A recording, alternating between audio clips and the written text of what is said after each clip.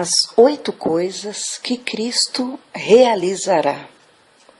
Um sermão pregado no século XIX por D.L. Moody, na Inglaterra. Mateus 11, 28 a 30. Vinde a mim todos os que estáis cansados e oprimidos, e eu vos aliviarei.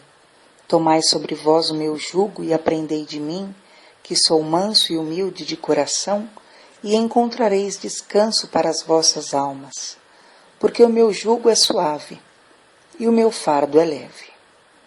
Desejo chamar vossa atenção para as 8 coisas que Cristo realizará. A primeira coisa é achada em Mateus 11, 28 a 30. Nunca vi uma pessoa que não quisesse descansar. Não existe homem ou mulher na face da terra que não precise de descanso. Lemos do rico que derrubou seus celeiros e edificou maiores e que disse à sua alma: alma, descanse, tens muito armazenado. Os comerciantes se esforçam dia e noite para amontoarem dinheiro, a fim de serem capazes de descansar. Os homens deixam suas famílias e amigos e dão a volta ao mundo para ganhar dinheiro, com a esperança de descansar.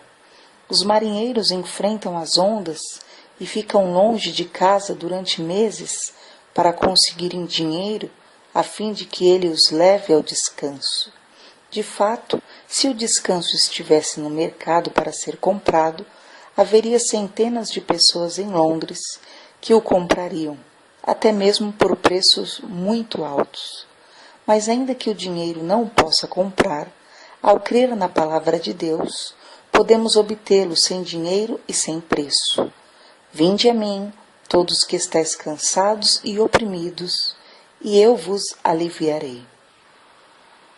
Agora, quando dizemos que faremos algo, nem sempre o fazemos. Talvez não temos a intenção de cumprir com nossa palavra quando dizemos que faremos alguma coisa, ou se pensamos em fazê-la. Às vezes falhamos por carecer de recursos ou da capacidade de cumprir a promessa. Mas lembre-se, Deus nunca quebra uma promessa, nunca se equivoca, nunca falha em cumprir sua palavra. E as palavras que leio são dignas de toda confiança, porque não são palavras do homem, mas sim do Filho de Deus. Vinde a mim, todos que estáis cansados e oprimidos, e eu vos aliviarei. Isso nos diz onde há um único lugar onde podemos achar descanso.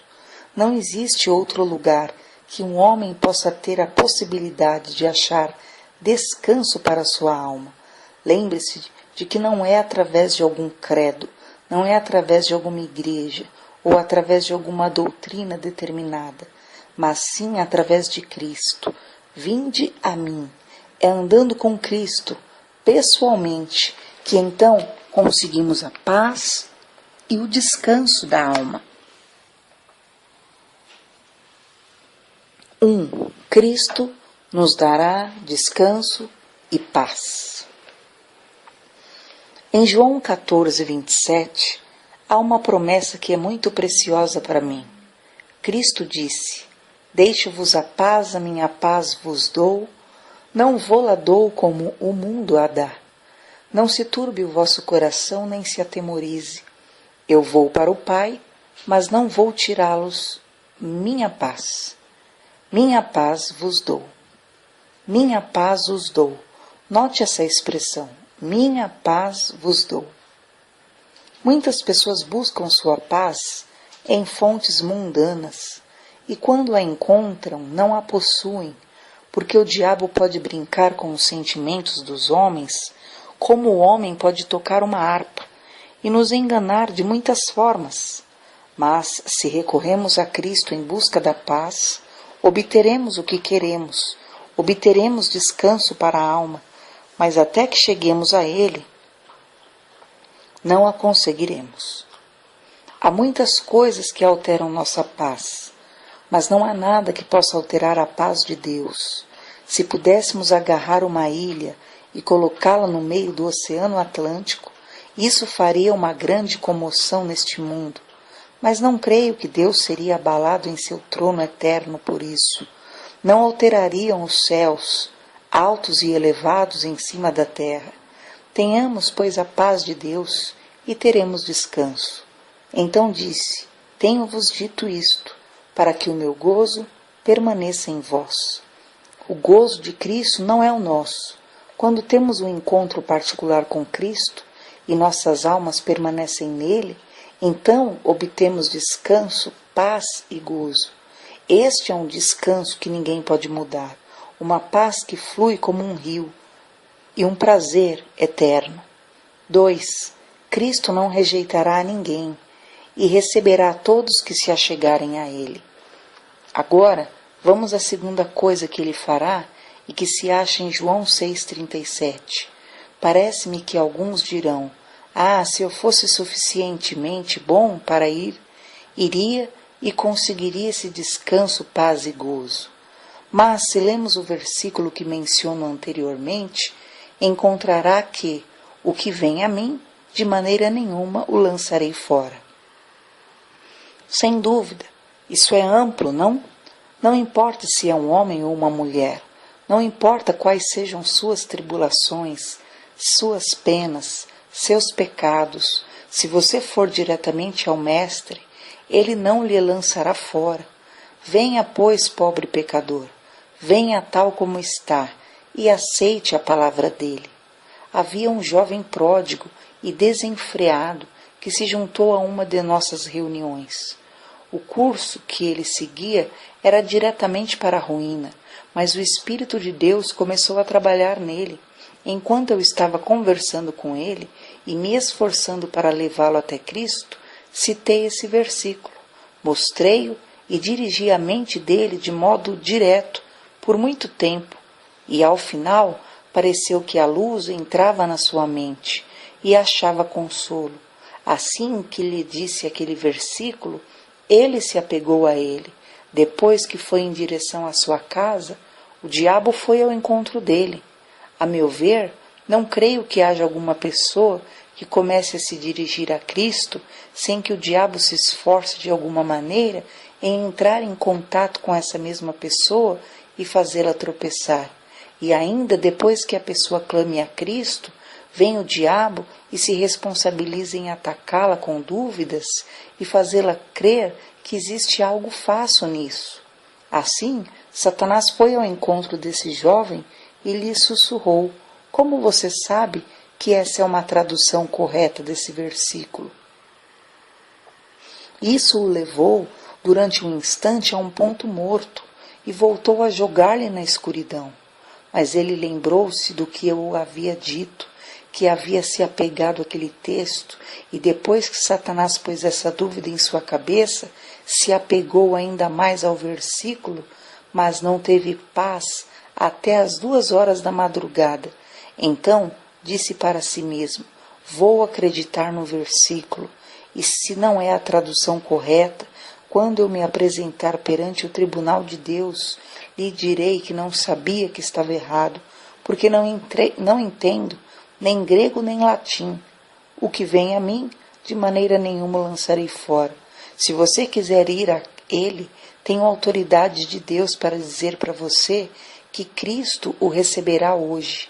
Sim, neste exato momento.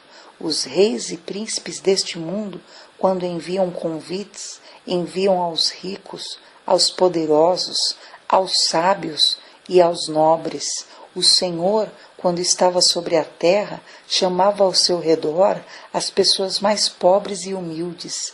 Esse homem, diziam, recebe os pecadores e come com eles. Os publicanos, pecadores e prostitutas se apressavam para entrar no reino de Deus em seu tempo. Aqui, em Londres, não há nenhuma sociedade que houvesse aceitado como membro John Bunyan em seu tempo, e ainda assim o Senhor o salvou e lhe deu as boas-vindas em seu reino.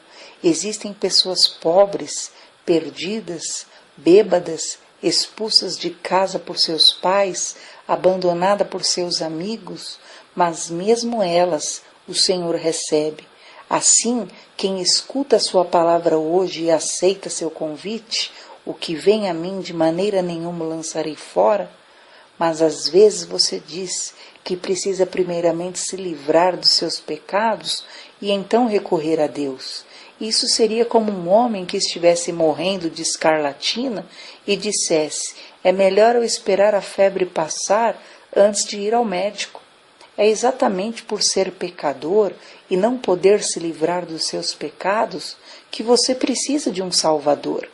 Se eu estivesse moribundo por falta de alimento, seria racional dizer: quando eu me livrar dessa fome, então começarei a comer? Por estar faminto é que eu necessito comer, e sendo assim, porque és um pecador, que precisas de Cristo. Pelo homem estar enfermo, que precisa de um médico, e Cristo é o médico da alma.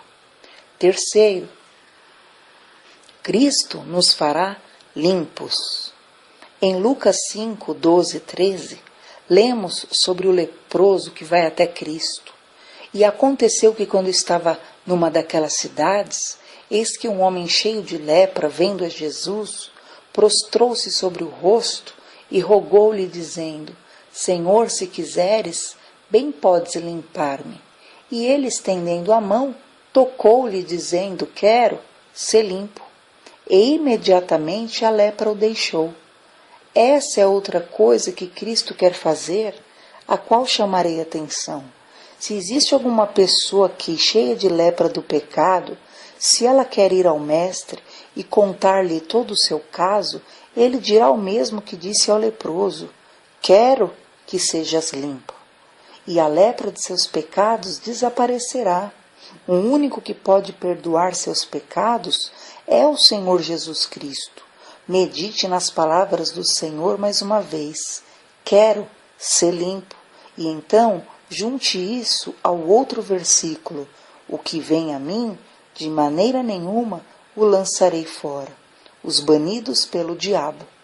Um dia, estando George Whitefield pregando, disse que o Senhor estava tão ansioso em salvar almas que aceitaria até os banidos pelo próprio diabo.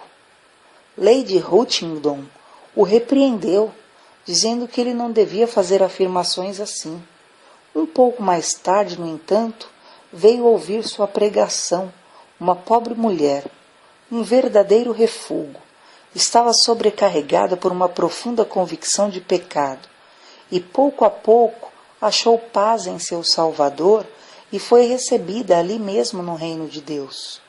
A lei proibia que um leproso se aproximasse das outras pessoas nessa época, mas Jesus estava acima da lei.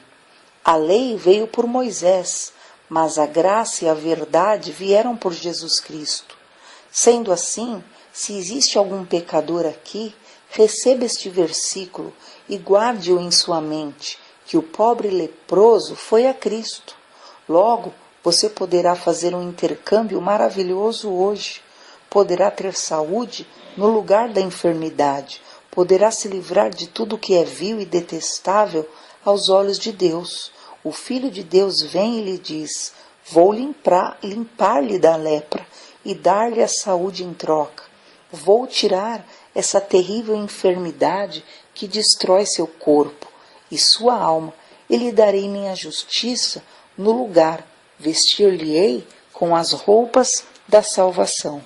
Isso não é algo maravilhoso?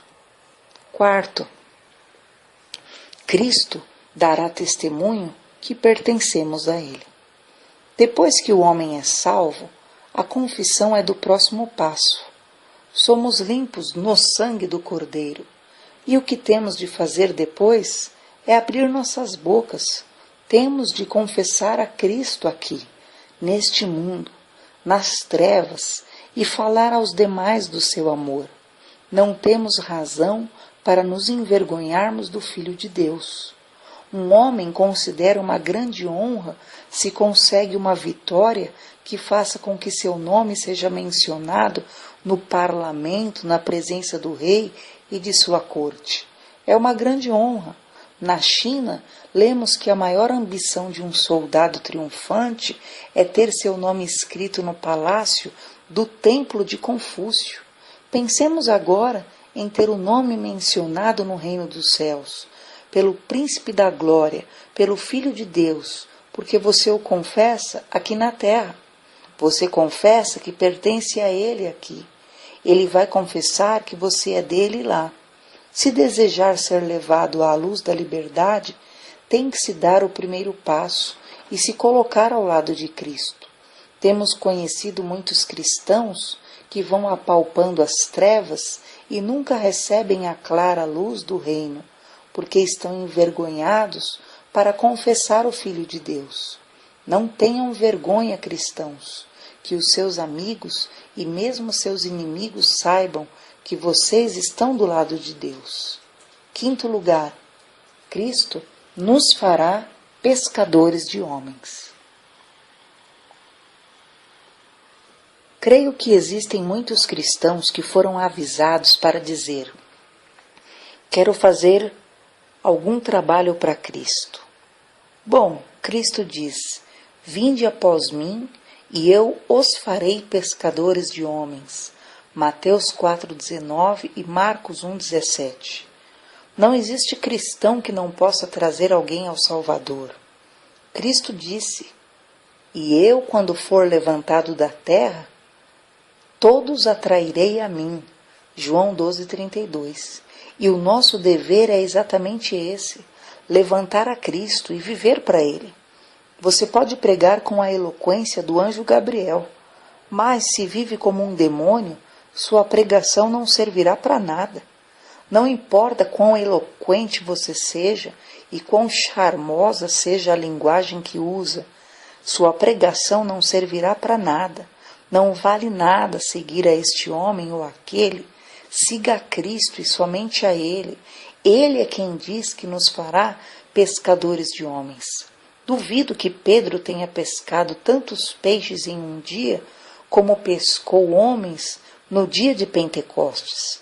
Qualquer rede romperia se tivesse de arrastar 3.000 peixes. Nosso Senhor disse: siga-me, Pedro, e eu te farei um pescador de homens. E Pedro obedeceu. E aqui, no dia de Pentecostes, podemos ver o resultado. No entanto, há uma razão, uma grande razão a qual muitos falham. Muitos homens bons têm me perguntado: por que não temos resultado algum? Trabalhamos firmes, oramos muito, pregamos conscientes e não há nenhum sucesso? Eu lhe digo, é porque muitos passam todo o tempo disponível remendando suas redes. Não é estranho que não pesquem nada? Reuniões de interessados. É importante celebrar reuniões para os interessados e desse modo lançar a rede e então ver se há algum resultado. Se sempre se está remendando a rede, não pescará muitos peixes. Quem já ouviu um homem que foi pescar e, levando a rede, em seguida deixou-a ali sem usá-la? Todo mundo se riria dessa loucura. Havia um ministro em Manchester que veio um dia e me disse: queria que me dissesse por que nós e alguns ministros não temos mais resultados do que temos tido. Sugeri a ele a ideia de pegar algumas redes e completei: é necessário lançar a rede. Disse a ele que existem muitos ministros em Manchester que podem pregar muito melhor que eu, mas que não lançavam a rede.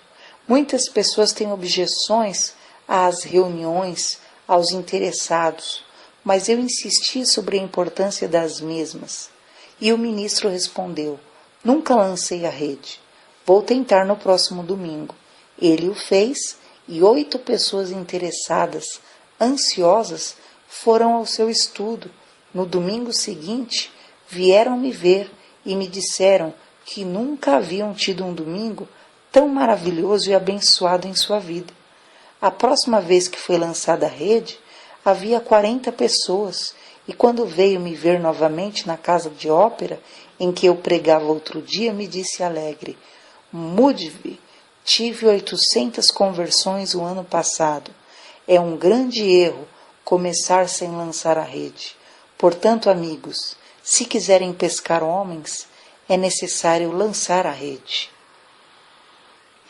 A reunião dos interessados era um tipo de prática muito utilizada pelo evangelicalismo americano no século XIX e popularizado por Moody em muitos lugares, que consistia em reuniões pós-culto, em privado ou em conjunto para assegurar a conversão de Cristo ou a aceitação de Cristo por parte das pessoas impactadas pela pregação. E isso muitas vezes era praticada de forma exagerada e com foco em muitas conversões, sem profundidade. Então, Moody realmente adaptou e adequou da forma correta. Se somente se pescar um homem, já será algo. Pode ser um menino, mas conheci um menino que por meio dele a família inteira se converteu. Não sabemos o que há na cabeça dura desse garoto na sala dos interessados. Ele pode se transformar em um Martinho Lutero, um reformador que faça tremer o mundo, pois é impossível prever. Deus usa as coisas fracas desse mundo para confundir as fortes. A promessa de Deus é tão boa como um cheque do Banco da Inglaterra. Prometo pagar ao fulano de tal. E aqui está uma das notas de Cristo. Se me seguirem, os farei pescadores de homens. Não queres tomar a posse da promessa? Confiar nela e seguir a Ele agora? Sentido comum. No entanto, se quisermos pescar homens, é necessário usar um pouco de sentido comum. Isso é, chamar pão ao pão e vinho ao vinho. Se um homem prega o Evangelho e o prega fielmente, deve esperar resultados ali mesmo. Mas, se depois que proclamar as boas novas, houver necessidade que celebre uma reunião para os interessados, e se é necessário uma nova reunião, é melhor que vá até a casa das pessoas e que pregue para elas e ore com elas, pois desta maneira centenas de pessoas serão atraídas a Deus. Acredito que os filhos de Deus têm o privilégio de colher o fruto do seu trabalho, 365 dias ao ano. Bem, disse alguém, mas não há tempo para semear e tempo para colher? Sim, é verdade, há tempo para os dois, mas também pode semear com uma mão e colher com a outra. O que pensaria um camponês que estivesse semeando todo ano e nunca colhesse? Repito, temos de semear com uma mão e colher com a outra. E se buscamos o fruto do nosso trabalho, o veremos. Se for levantado a todos, atrairei a mim mesmo, disse Cristo. E por isso temos de levantar a Cristo e buscar homens, usando a isca apropriada. Há muitos que não fazem isto e depois se maravilham do fracasso do seu trabalho. Em vez disso, organizam todos os tipos de diversão para verem homens pescarem. Começam a trabalhar de uma forma falsa. Vou dizer-lhe o que este mundo que perece necessita. Precisa de Cristo e Cristo crucificado. Há um vazio no coração de todo homem que precisa ser preenchido, e somente indo até eles com a isca apropriada é que os pescaremos. Este pobre homem precisa de um Salvador. E se temos sucesso na pesca de homens, é porque pregamos o Cristo crucificado, não sua vida somente, mas também sua morte. Somente sendo fiel em fazer isso, teremos sucesso. E por quê? Porque há uma promessa: vinde após mim, e eu os farei pescadores de homens. E esta promessa vale a mesma coisa para você e para mim, como para os seus 12 discípulos, e é tão verdadeira agora como no tempo deles. Os sábios resplandecerão como o fulgor do firmamento, e os que há muito ensinam a justiça, como as estrelas, brilharão sempre e eternamente. Pense no grande privilégio de fazer uma alma chegar-se a Cristo. É como uma corrente que fluirá pelos séculos, mesmo quando você não estiver mais presente. Bem-aventurados os mortos que desde agora morrem no Senhor. Sim, diz o Espírito, para que descansem dos seus trabalhos, e as suas obras os seguem. Apocalipse 14:13. Paulo e seus escritos. Pensemos agora em Paulo, lá em cima. Há uma corrente de pessoas que vai ao céu cada dia e a cada hora, que são levados a Cristo por meio dos escritos de Paulo. Paulo pôs em andamento uma corrente que vem fluindo desde 2000 anos. Imaginemos os homens que sobem ao céu e dizem: Paulo, obrigado pela carta que você escreveu aos Efésios. Achei Cristo nessa epístola. Paulo, obrigado por escrever a carta aos Coríntios. Paulo, achei Cristo nas epístolas aos Filipenses. Sou muito grato, Paulo, pela epístola de Gálatas. Achei Cristo nela. E assim me imagino junto a essas pessoas, subindo e agradecendo Paulo em todo momento pelo que fez. Quando Paulo foi posto na prisão, não cruzou os braços e ficou indolente. Não começou a escrever as epístolas que chegaram até nós ao largo das idades. Foi nesses momentos que ele escreveu, levando milhares e milhares ao conhecimento de Cristo crucificado.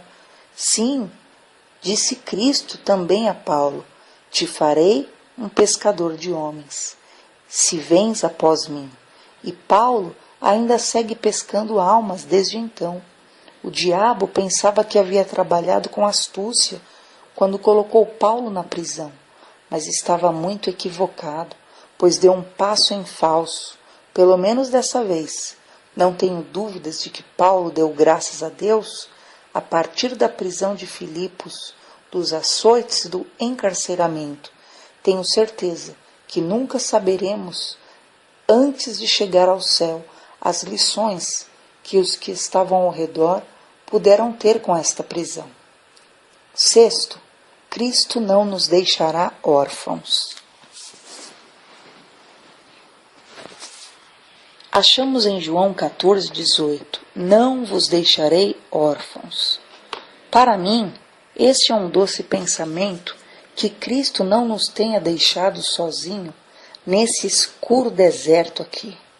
Embora Ele tenha subido ao céu e já ocupou seu lugar à destra do Pai em seu trono, não nos abandonou, como diz o texto, não nos deixou órfãos. Ele não abandonou José quando o colocaram na prisão. Deus estava com ele. Quando Daniel foi jogado na cova dos leões, o Todo-Poderoso estava com ele. Estavam juntos, não podiam se separar. Então Deus também caiu na cova dos leões com Daniel. Não existe separação. Se tivermos Cristo conosco, podemos tê-lo por completo.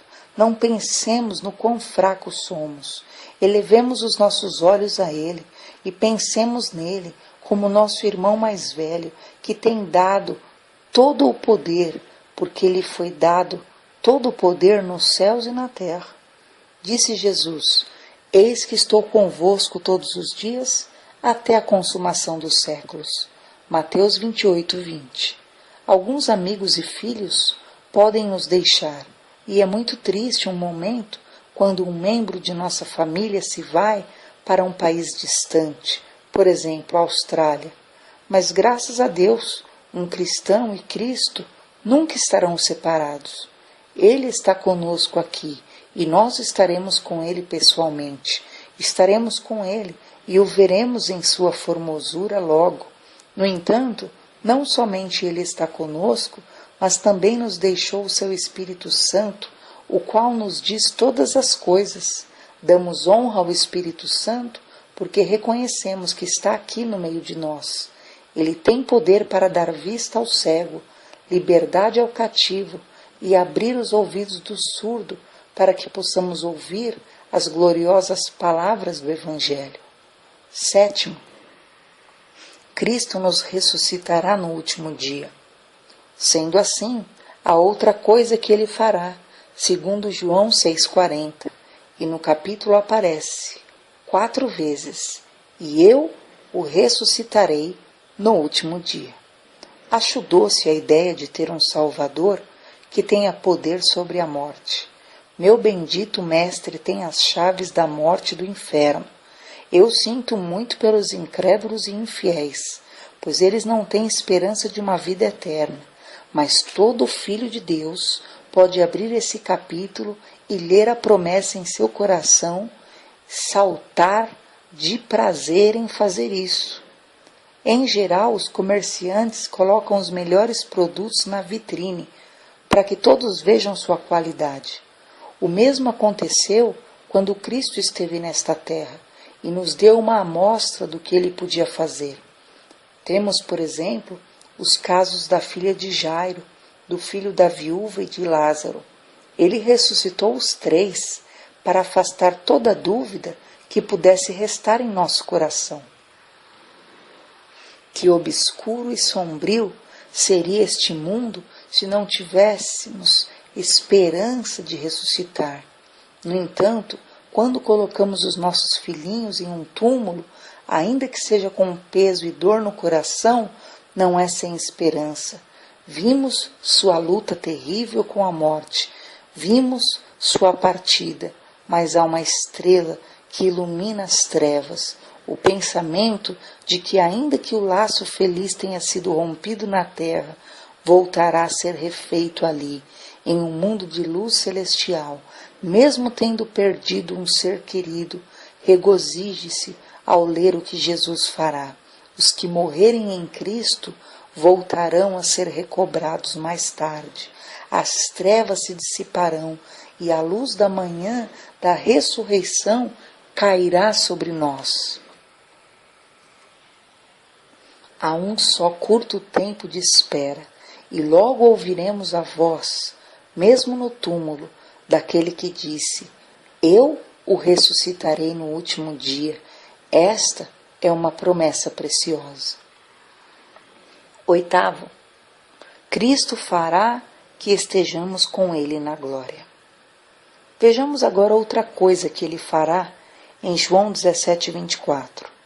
Pai, aqueles que me deste, quero que onde eu estiver, também eles estejam comigo. A glória futura. Essas palavras, Jesus as disse no cenáculo, na última noite, antes de ser crucificado e sofrer a terrível agonia e morte no Calvário. Vejo alguns aqui cujos rostos começam a serem iluminados perante a ideia de que verão ao Rei em sua formosura. Sim, em um dia glorioso, isso terá lugar. Alguns creem que o dia em que se convertem já conseguiram tudo, sem a menor sombra de dúvida. Obtemos a salvação para o nosso passado, a paz para o presente, mas teremos também a glória futura. É por isso que Paulo se regozijava. Dizia ele: estas leves aflições, estes açoites, estas pedras que me lançam, tudo isso é muito pouco à glória que há mais além. Excede com tudo a tudo isto, que não conta para nada, com tal que possa ganhar a Cristo. E assim, quando as coisas vêm contra nós, reanimemo-nos e lembremos que a noite vai passar e logo haverá uma manhã para nós. E o que importa é que possamos ganhar a Cristo. O ponto que corresponde ao pecador.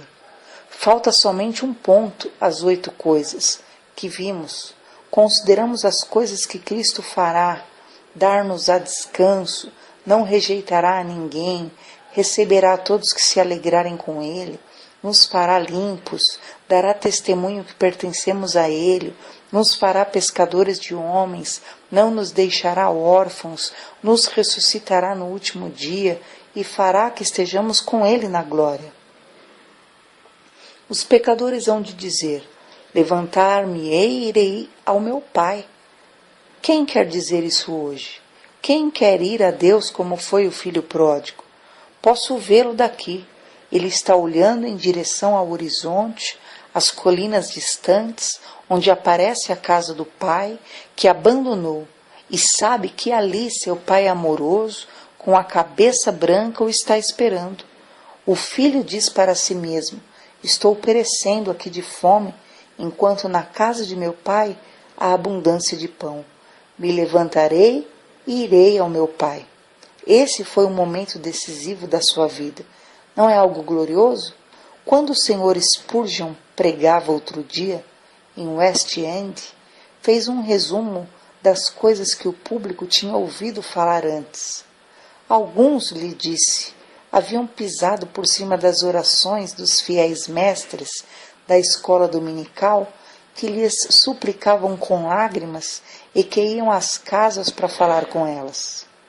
Houve resistência de todas as suas súplicas, e sua influência já não os afetavam, e também lhes disse que passaram por cima das lágrimas e orações de suas mães, que talvez já descansam no sepulcro hoje. Também pularam por cima das lágrimas e orações de seu pai e de seu pastor, um homem piedoso e fiel. Houve um tempo em que seus sermões lhes faziam efeito, mas agora já não lhes causam impressão alguma. Foram em algumas reuniões especiais e não houve comoção por parte deles, e mesmo assim dizem que seguem seguros. Bem é verdade, mas recordem que você está chegando aceleradamente mais próximo ao inferno, e que não há homem que possa abrigar esperanças de ser salvo se deixa endurecer seu coração. Amigos meus, digam: me levantarei hoje, haverá alegria no céu hoje, pelo seu regresso. Leia Lucas 15:10, a alegria diante dos anjos de Deus por um pecador que se arrepende. Regresse agora e viva. Nada poderá sanar o mal que te cerca. Se levante e venha ter com Jesus que morreu por ti. Você está perdido. Identifique isso. O Senhor quer te trazer salvação. Ore para que o Espírito Santo use esse sermão para a edificação de muitos e salvação dos pecadores.